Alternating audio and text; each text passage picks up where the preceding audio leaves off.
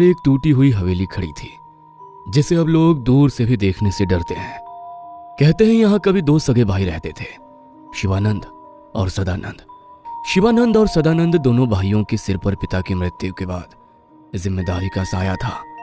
उनके पिताजी जनार्दन देसाई गांव के पुराने जमींदारों में गिने जाते थे। गांव के लोग उनकी बहुत इज्जत करते थे। जनार्दन 2 बार गांव के सरपंच भी रह चुके थे, इसलिए भी उन्हें बहुत मानते थे। जनार्दन की लगभग 10 एकड़ उपजाऊ जमीन, 2 कुएं, एक हवेली और सोने चांदी के कुछ पुराने गहने थे जिन्हें वो पीढ़ियों से संभालते हुए आ रहे थे। जनार्दन देसाई ने मरने से पहले सब कुछ दोनों बेटों के नाम बराबर बांट दिया था, लेकिन सदानंद को यह बंटवारा मंजूर नहीं था। आधी जमीन लेकर क्या करूंगा? सारा गांव मेरे पैरों तले होना चाहिए। सिर्फ मेहनत से नहीं, ताकत से हासिल होगा ये सब। शिवानंद बस शांत रहता और कहता, बाबा ने जैसा बांटा वैसा ही ठीक है, मेहनत से जो होगा वही सही होगा। लेकिन सदानंद के भीतर जलन का बीज उसी दिन बोया गया था। शिवानंद बड़ा भाई था, शांत, ईमानदार और मेहनती। खेती करता था और गांव वालों की मदद करता था। सदानंद को यह सब अच्छा नहीं लगता था। उसे बड़ी बड़ी चीजों का लालच था, पैसा, पावर और ऐशो आराम। ये सब मेहनत बेकार है भैया। असली खेल तो पैसा है, पावर है, और वो हमें ऐसे नहीं मिलेगा। शिवानंद बस मुस्कुराता और कहता, जो भी होगा मेहनत से होगा, यही रास्ता सही है। पर यह सीधा रास्ता सदानंद को काटने लगा था।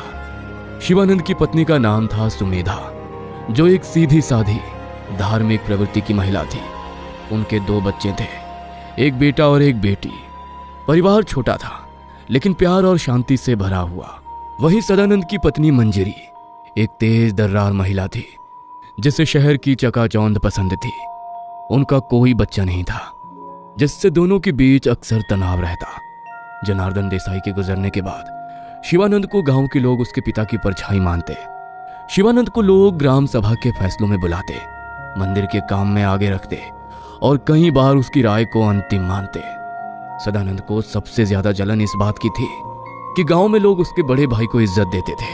शिवानंद जैसा सच्चा आदमी अब कहाँ मिलता है? वो नहीं होता तो कई बार गांव बिखर जाता। ये सब सुनकर सदानंद का खून खौल उठता। हर कोई शिवानंद भैया करता रहता है, जैसे मैं कोई हूं ही नहीं। अब देखना मैं क्या बनता हूं और वो क्या रह जाता है। धीरे धीरे उसकी ये जलन एक जुनून बन गई और यहीं से जन्म हुआ उस काले इरादे का। उसने ठान लिया, शिवानंद को रास्ते से हटाना है ताकि सारी संपत्ति मेरी हो जाए और ये गांव भी मेरी इज्जत करने पर मजबूर हो जाए। और यही लालच उसे ले गया उस रास्ते पर जहां से कोई वापसी नहीं थी, अंध सिद्धि की ओर। गांव से दूर जंगल के अंदर एक पुराना टूटा मंदिर था। उस मंदिर में भगवान की मूर्तियां नहीं थी। वहां एक तांत्रिक रहता था, बाबा नरसिंह। उसकी साधना रहस्यमयी और खतरनाक थी। उसे लोग अंध सिद्धि बाबा कहते थे। एक काली विद्या जो मनचाही चीज तो देती थी, लेकिन आत्मा की कीमत पर। एक रात सदानंद उस तांत्रिक के पास पहुंचा। बाबा जैसे पहले से ही उसकी प्रतीक्षा कर रहे थे। जैसे ही सदानंद ने कदम रखा, बाबा ने उसकी तरफ देखा और बोले, तेरे मन में बहुत कुछ चल रहा है, शिवानंद को हटाना चाहता है ना? सदानंद चौंक कर बोला, आपको कैसे पता? मेरे पास आए हर किसी के मन की बात मैं जानता हूं। ऐसे ही कोई मुझे याद नहीं करता। पर सुन, यह रास्ता आसान नहीं। अंध सिद्धि मांगती है शरीर, खून और वक्त। हर पूर्णिमा को इसे जागृत करना होगा। एक बार शुरू किया तो लौटना मुश्किल होगा। दोबारा सोच ले, अब भी समय है। मैं तैयार हूं। वो भाई अब नहीं रहना चाहिए, मुझे सब कुछ चाहिए। बाबा ने सिर हिलाया और कहा, ठीक है, पर ध्यान रखना, जब विद्या पूरी हो जाएगी तब मैं तुझे एक बात बताऊंगा। वही बात तुझे इस विद्या के दुष्प्रभाव से बचाएगी। भूल गया तो तू भी इस आग में जल जाएगा। 2 दिन बाद पूर्णिमा की रात है। उस रात मेरे पास आना। अपने साथ शिवानंद के बाल, उसके पसीने से भरा रुमाल और उसके खेत की मिट्टी लेकर आना। इन चीजों से ही हम उस पर निशाना साध करेंगे। और ध्यान रहे, तुम्हें यहाँ आता कोई देखे ना। सदानंद पूर्णिमा की रात चुपके से बाहर निकला और अपने सारी चीजें लेकर बाबा के ठिकाने पर पहुंच गया। पहली रात बाबा जंगल के अंदर पीपल के पेड़ के नीचे बकरी के खून और शिवानंद के खेत की मिट्टी से मिलाकर एक चक्र बनाता है। उस चक्र के बीच शिवानंद का रुमाल और उसके बाल रखे जाते हैं और बाबा मंत्र पढ़ता है। दूसरी रात उसी स्थान पर शिवानंद का नाम लेकर 21 बार मारण मंत्र पढ़ा जाता है। फिर उस पर बचे हुए बकरी के खून से काली बिंदी बनाकर निशाना लगाया जाता है। तीसरी रात पीपल के पत्ते पर बाबा द्वारा दिए गए मंत्र को लिखा जाता है और उसे जलाकर राख बनाई जाती है। वह राख रात भर चक्र में उड़ती रहती है। इस पूरी प्रक्रिया के दौरान सदानंद को मौन रहना होता है। चौथी रात एक कौवे की बलि दी जाती है। उसके खून से सदानंद के माथे पर काल संकेत बनता है और उस चक्र में जीव नियोजन की प्रक्रिया की जाती है, जिससे आत्मा को बाहर से बुलाया जाता है और उसके लक्ष्य पर छोड़ा जाता है। पांचवी और अंतिम रात मृत आत्माओं की पूजा की जाती है। एक विशेष हवन होता है जिसमें पीली सरसों, नींबू, हड्डियों का चूरन और पीपल की सूखी छाल डाली जाती है और इस हवन के धुएं से आत्मा को शक्ति दी जाती है और वो शक्ति लक्ष्य के शरीर में प्रवेश करती है। सदानंद ने हर विधि को बिना डरे पूरा किया। हर रात के बाद उसका चेहरा और चाल बदलने लगी थी, जैसे उसके अंदर कोई ऊर्जा भरी जा रही थी। जब पांचवी रात पूरी हुई, बाबा ने उसे एक जरूरी बात बताई। अब तुझ में अंध सिद्धि की विद्या आ गई है। तुझे हर पूर्णिमा को इसी पीपल के नीचे नाग बलि यंत्र के सामने दिया जलाना होगा और मंत्र पढ़ना होगा। ये तेरे और अंध सिद्धि के बीच की डोरी है। अगर तू ये भूल गया तो अंध सिद्धि तुझसे सब कुछ ले लेगी। अब तू घर जा सकता है और जाते समय पीछे मुड़कर मत देखना। कुछ ही दिनों में शिवानंद की तबीयत बिगड़ने लगी। रात को चीखता, खुद को नोचता और अजीब सी बातें करता। कोई मेरा दम घोट रहा है, कोई मेरे कान में फुसफुसाता है। उसकी पत्नी सुमेधा ने गांव के वैद्य, तांत्रिक और यहाँ तक कि शहर के डॉक्टर तक से इलाज करवाया, लेकिन कोई फायदा नहीं हुआ। उनको लगा किसी के नजर का असर होगा, लेकिन सच्चाई कुछ और थी। वही सदानंद अब देखता और चुपचाप मुस्कुराता। वो जानता था यह असर उसी काली विद्या का है, लेकिन अब उसे इंतजार था शिवानंद की मौत का। धीरे धीरे शिवानंद बिस्तर पर पड़ गया। चेहरा सूख गया, आंखें गड्ढों में धंस गई, शरीर हड्डियों का ढांचा बन चुका था। एक रात उसने बिना एक शब्द कहे अंतिम सांस ली। वो चला गया। जैसे ही उसकी चिता बुझी, सदानंद ने तुरंत कागजी कार्रवाई शुरू की। उसने सारी जमीन अपने नाम करवाई, हवेली और गहनों पर कब्जा कर लिया। कर्मचारियों को रिश्वत देकर उनकी मदद से उसने सारी वसीयत बदलवा ली। अब सब कुछ मेरा है और शिवानंद का परिवार वो भी बाहर जाएगा। उसने सुमेधा और उसके बच्चों को हवेली से निकाल दिया। इस घर का मालिक मैं हूँ। तेरा पति अब नहीं रहा, इसलिए तू अपने बच्चों के साथ यहाँ से निकल जा। मंजरी ने एक बार भी विरोध नहीं किया। वो भी अब खुद को रानी समझने लगी थी। अब सदानंद नई गाड़ी में घूमता, सोने की चैन पहनता और शहरों में मौज करता। वो गांव वालों के सामने भी घमंड से पेश आता। कई बार जानबूझकर ग्राम सभा की बैठकों में जाकर अपनी राय थोपता, छोटे किसानों की जमीन पर दबाव डालता और यहाँ तक कि मंदिर के कार्यक्रमों में पैसे देकर अपनी शान दिखाता। अब इस गांव का असली राजा मैं हूँ। शिवानंद जैसा सीधा साधा आदमी सिर्फ लोगों की दया से जीता था। मैं ताकत से राज करूंगा। धीरे धीरे वो अपने ऐशो आराम और शराब के मोह में इतना डूबता गया कि उसे ये भी याद नहीं रहा कि उसे ये सब कैसे मिला था। पूर्णिमा दर पूर्णिमा बीतती गई, लेकिन पीपल के नीचे दिया जलाना और नाग बलि यंत्र की पूजा सब छूटता गया। बाबा नरसिंह की चेतावनी अब बस एक भूली हुई बात थी और अंध सिद्धि इंतजार कर रही थी अपने हिस्से के लिए।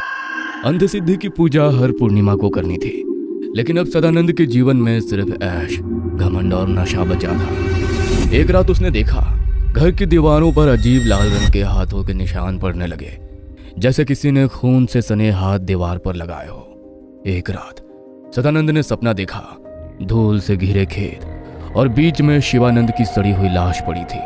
उसकी आंखें गड्ढों में धसी हुई थी, चेहरा गल चुका था और होठों से काले कीड़े निकल रहे थे। पूजा कधी करना साहे रे सदानंद, सदानंद डर के मारे पीछे हटने लगा, लेकिन तभी उसके सामने उसका अपना ही चेहरा पर गल चुकी त्वचा, आंखों से काला खून बहता हुआ और होठ जो फटे नहीं बल्कि सील दिए गए थे, उसका ही विकृत रूप जिसे वो सपनों में भी नहीं देखना चाहता था। और वो रूप धीरे धीरे मुस्कुराया और बोला, तुझ्या आत्म्याची वेला झाली आहे। अगले ही पल सदानंद चीखता हुआ बिस्तर से उठा, पसीने से तरबतर। अगले दिन जब उसने शर्ट उतारी, मंजरी ने देखा उसके शरीर पर जलन शुरू हो गई। पीठ पर नाखूनों से खरोच के निशान पड़े थे। मंजरी के कहने पर उसने मंदिर के पुजारी को घर बुलाया। उस पुजारी ने कहा, सदानंद भाऊ, पूर्णिमा की रात पीपल के पास पूजा करनी होगी। आपके घर की स्थिति भी आजकल अजीब लग रही है। पर सदानंद हंसकर टाल देता। काला जादू मैंने किया है, उसे मैं ही चला सकता हूँ, किसी पूजा की जरूरत नहीं। अब असर बढ़ने लगा। एक रात 2 बजे उसकी आंख खुली। उसने देखा टेबल पर चाय का जूठा कप और राख पड़ी हुई है, और घर में हो रही घटनाओं की वजह से नौकर भी नौकरी छोड़कर भाग गए।